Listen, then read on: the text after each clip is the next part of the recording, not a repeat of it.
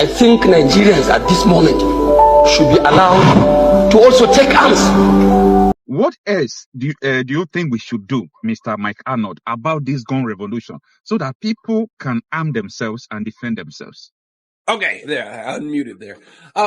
Good question. And you came to the right place. I'm not only an American, I'm a Texan.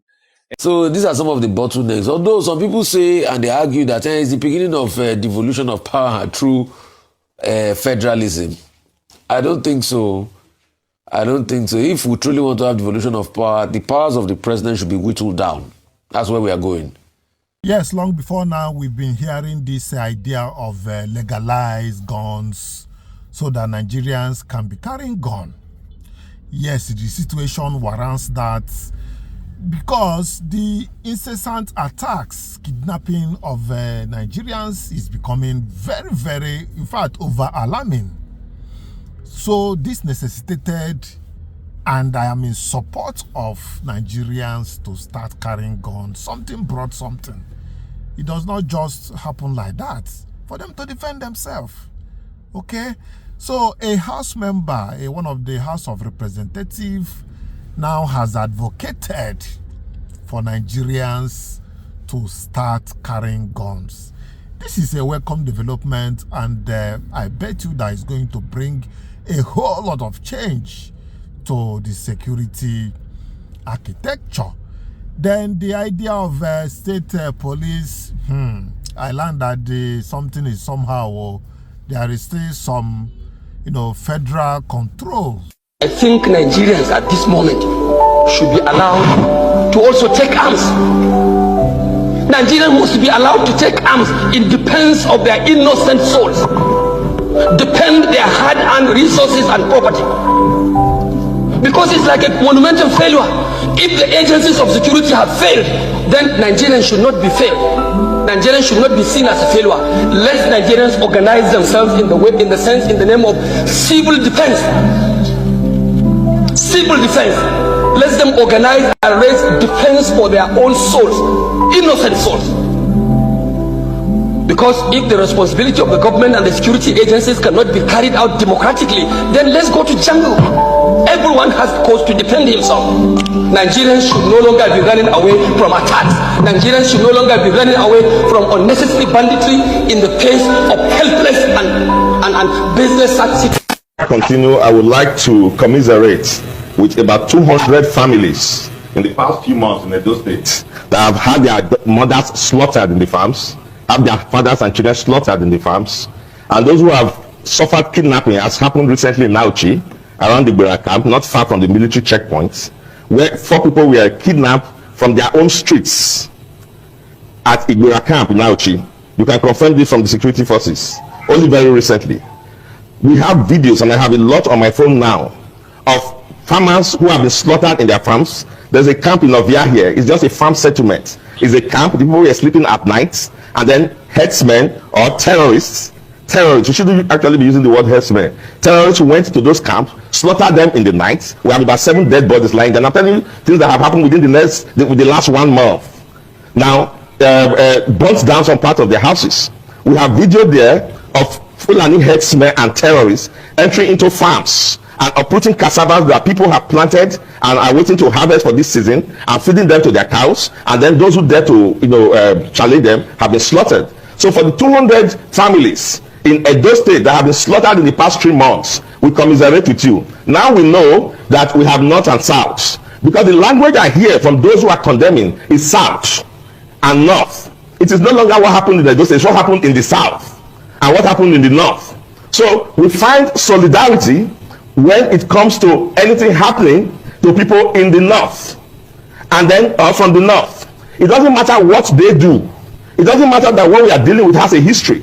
It doesn't matter that on a daily basis, although people are reporting killings in their farms, destruction of their economy, it doesn't matter. All of that don't matter. As long as it has now happened to those who are from the north, then you have bodies, you have sociocultural groups, you have all sorts of people rising up in condemnation. It is a shame, it is condemnable, it is incendiary. If we react like that and look at things from such selfish prison, you will have war in this country, because you have families right now who are crying, who are angry, who have lost loved ones, to this kind of brutality in the bushes. And now, as I told you, they have entered into the town at Auchi, and we are not having anybody condemning it. Before now, during the Buhari's regime, I remember that we had serial, kind of killings like this. And then when Tinubu came in, there seemed to have been a little stopgap. But it appears that just recently, as soon as we started hearing of the political actors in the north complaining that Tinubu has neglected the north, we are beginning to see a resurgence of this. We understand what is going on. It is happening in Nigeria, it is happening in Edo State, and we are keeping note, irrespective of all those hypocrisies you see in the press. The people are feeling the burden, they are losing loved ones, and they are not going to be moved by what you are doing in the press. Yes, you've heard that by yourself, and I tell you that many people are in support of Nigerians to carry gun. I've come across several, people advocating for that. It's no longer a new thing. So, but your contribution is vital to this discussion. What do you think? All over the world, we know that some countries carry gun, and something must have caused it. Ours is not going to be different. Countries should be formed based on the situation that they face. Laws should be made based on the situation, not that this country is doing it or this country is not doing it. Because of that, we will do it, or because of that, we will not do it. Let's focus on laws and the implementation of laws that will solve our problems. That is it. So let's hear this version of carrying of guns. Since that day, I started campaigning, not on social media. I started campaigning about gun revolution because we had a problem with the possession of gun. Before the coming of General Muhammadu Buhari as the president of Nigeria, my father had gun and a lot of people had gun. They use it to hunt, to do all sorts of things. They use it to guide community at night. Yeah. But this man mandated, he signed executive order that the gun should be retrieved from everybody. Then after that, they started saying that they should send all these Fulanis to each community to form Ruga for them to stay. Then after that, we started hearing they are arming the Fulanis. It was a calculated agenda. Collect gun from them, arm the Fulanis. So now we still have a ray of hope of owning gun. Like me, I have my own pump passion. It was well registered. How I got it was I had to join a vigilante group, or other people had it by joining the National Hunters Association. You will go further 1 week or 2 weeks training.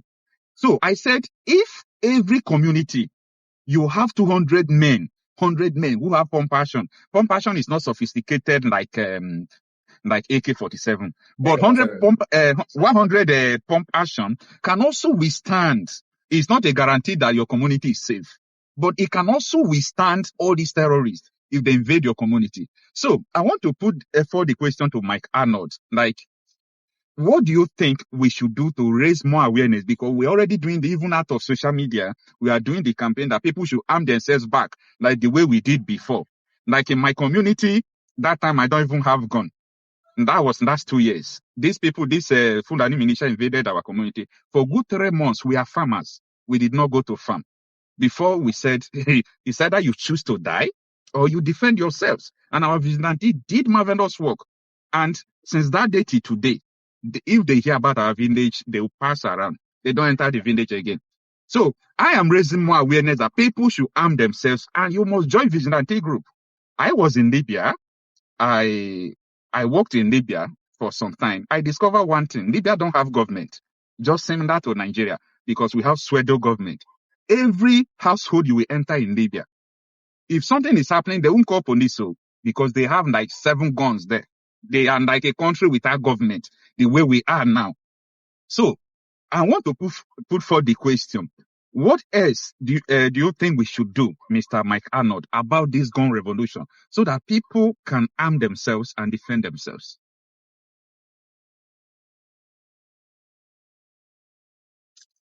Okay, there, I unmuted there. Good question. And you came to the right place. I'm not only an American, I'm a Texan, and I'm a life member of the National Rifle Association for, 40 years now. So Americans, smart Americans, Americans that know our history and our heritage and the importance of freedom, know a whole lot about this issue. Our Second Amendment and our Bill of Rights, which we believe is a statement of God-given rights, and it's powers that to the people that limits the government. The Second Amendment is the right of the people to keep and bear arms, shall not be infringed. We understood that a free people is an armed people. And if you look at history, Nazi Germany, one of the first big reform that Hitler did was gun control. He took people's guns away. Gee, I wonder why. What did that lead to? Tyrants need people who are disarmed. And there's a definitive book on the subject. Now, it's based on America. It's based on crime statistics. It was written by a college professor, and it's above reproach. The title of the book is More Guns, Less Crime. And it's based on in-depth, long historical statistics of crime. The communities that have the gun control have more crime because when guns are outlawed, only outlaws have guns, right? And I'm going to show you something. In fact, there was Ambassador Sam Brownback that when after the press conference in October said I needed to be doing this. Thank God I live in Texas. I don't have a license.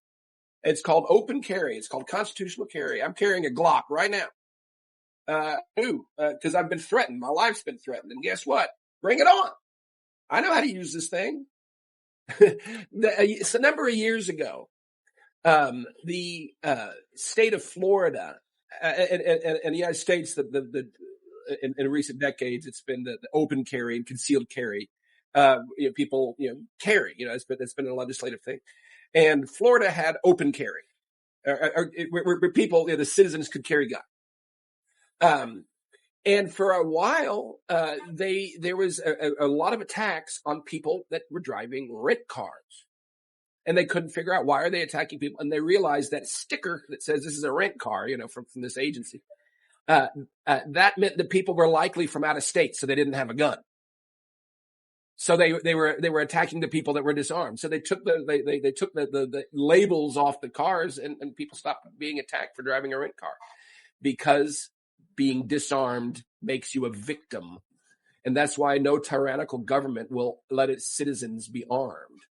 Yet they'll give guns to the Fulani militia, Mayedi Allah, but they'll take them away, the homemade guns away from the citizens, call them terrorists.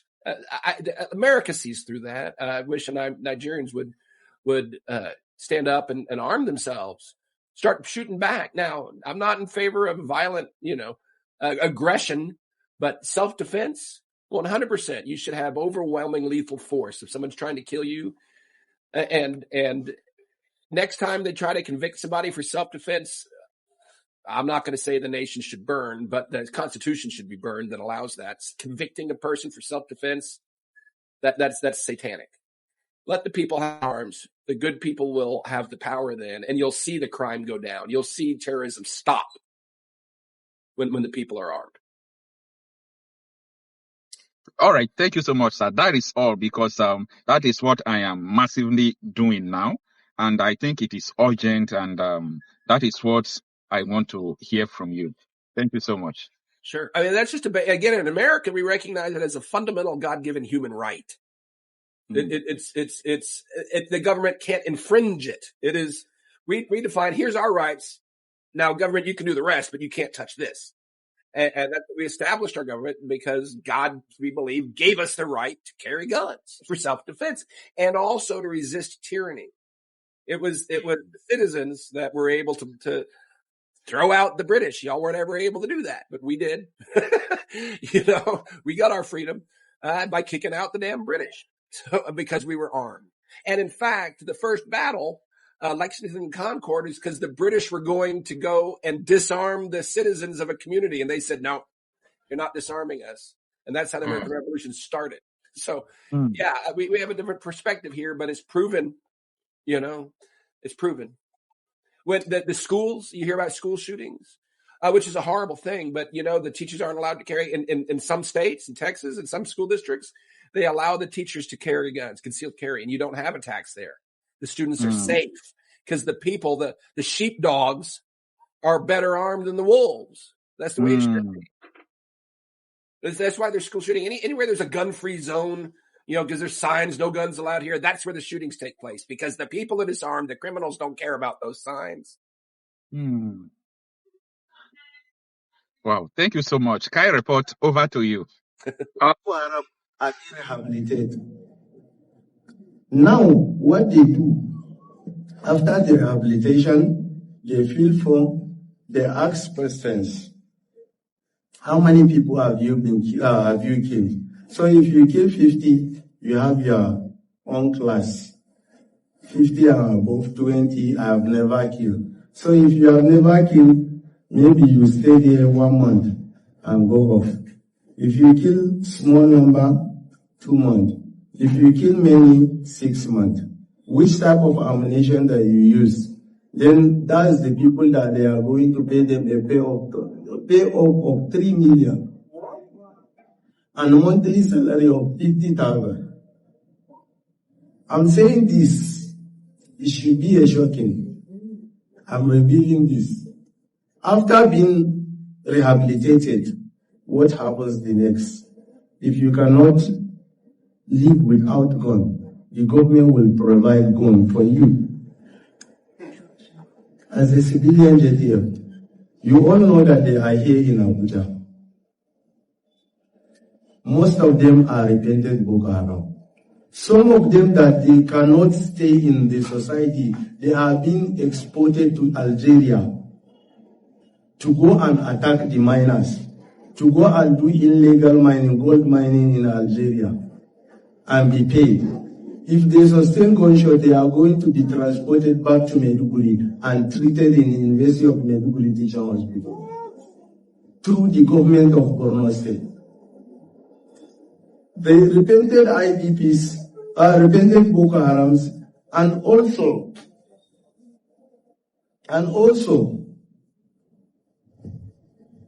the civilian JTF go to Zamfara. They are there. The government of Zamfara is paying them 70,000. The government of Borno State is paying is paying 70,000 to the Borno State government. The Borno State government is paying them 50,000. Meaning it is a job, it is a business. It is not a crime to start a business if the business is being recognized by our government. The business that I'm craving for is to start my terrorism. I'm not going to terrorize anybody. I'm going to fight back. It has been so painful that the killer of my dad is being paid with taxpayers' money. The abductors of our wife, our children, our sisters are being paid off by the taxpayers' money. They drive luxury car with escort. There is one man that slaughtered 96 people a day. Now he's driving with Hilux. His name is Adamurubu. I'm saying this, I don't care. I don't care. I'm ready to die. I'm ready to die. Because what's the life? All right. Temporarily, as an police, the gun aspect of it is for people to defend themselves before other measures will come into play. There is strong indication that bill for the state police is going to be signed soon by the executive arm of the government. The Senate are done with their own, and the bill passed, whatever the process. So, but we are waiting for the president assent so that the state police can take absolute effect. So, but the details is yet not very clear because there are controls, controls here and there in that aspect. But however, let's see what, Rufai and his gangs has to say, gang in Porto has to say concerning that state police. We begin today with news on state police bill. The Nigerian Senate yesterday passed for further constitutional processing President Bola Ahmed Tinubu's State Police Bill 2026. At the heart of the proposed constitutional amendment is the creation of state police services alongside a restructured federal police service, which will replace the Nigeria Police Force. The upper chamber also passed the Nigeria Police Trust Fund Bill 2026. Senate leader Okpeyemi Bamidele who led the debate on the bill, said it represented one of the most important reforms in Nigeria's democratic evolution. So I laid my hands on some of the things they did in the Senate yesterday, and I'll read a particular section here. I think it was section 20, the part 1 of the third schedule, as the principal act has altered, where they were talking about the National Police Council shall comprise of the following members. Each chairman to be appointed by President subject to confirmation by the National Assembly.